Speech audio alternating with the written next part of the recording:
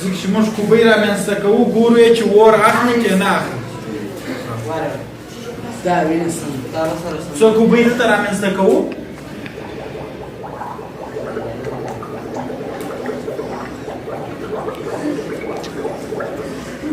اوس دا ګورو چې آیا اور اخلي که نه ولګیت راوړ استاد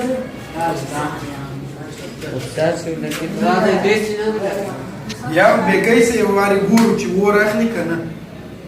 ګوري اور نه اخلي نو بیا راځو دا خپل تجربه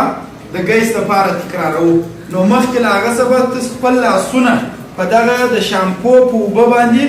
ښه پاک د خکړې لړلي باندې ځکه چې کې ونه لړئ نو بیا امکان یې شته چې ستاسو لاس اور واخلي نو لاس به په دا اوبو باندې یو وارې ولړئ ځکه چې اوبه ستاسو د لاسو څخه حرارت کنډکټ کوي نه پرېږدي چې ستاسو لاسو ته حرارت ولاړ شي کله چې مو دا وکړي او بیا راځو د ګاز ډبې څخه ګیس راایله کوو دا ولګېد راسوه دا خواته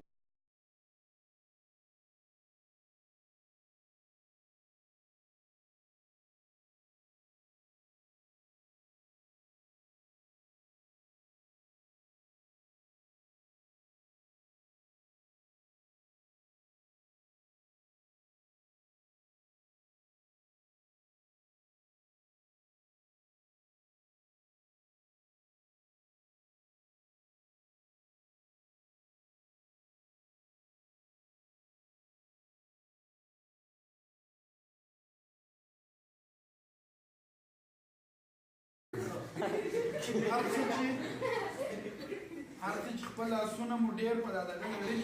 تجربه ډېره هر څه چې لاندې هغومره ښه دي او که چیرې وچ شو نو بیا ستاسې لاس در سوځي استاد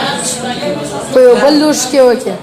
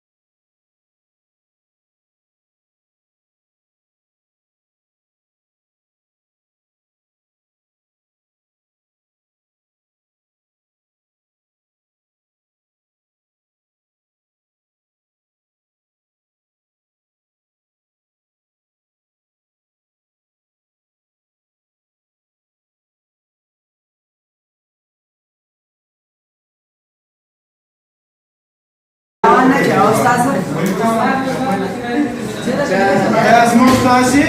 د میتان د ګاز یا د سوان تعامل و چې د سوان تعامل میتان ګاز پکې کارېږي مایع صابون اوبه د لړلو کاچوغه ورلګېد او پیاله تعامل دا ترسره کېږي چې CH4 د میتان ګاز د اکسیجن سره تعامل کوي کاربن ډای اکساید جامع اوبه او انرژي تولیدوي اولپانو دا تجربه هېڅکله د خپله ځانو سره په کور کې مه کوئ تر څو چې اور وژونکی نه وي هغه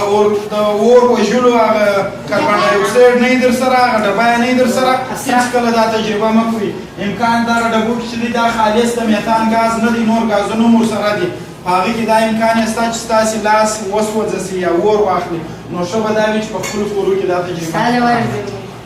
ټیم که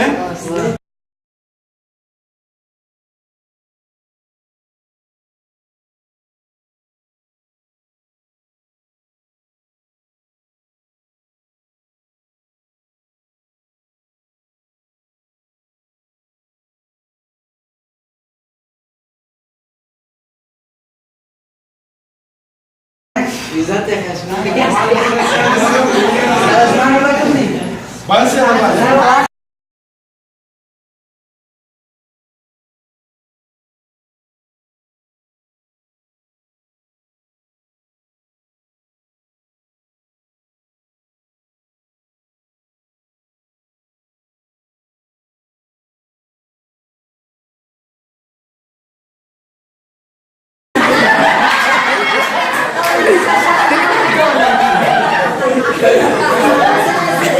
Hehehe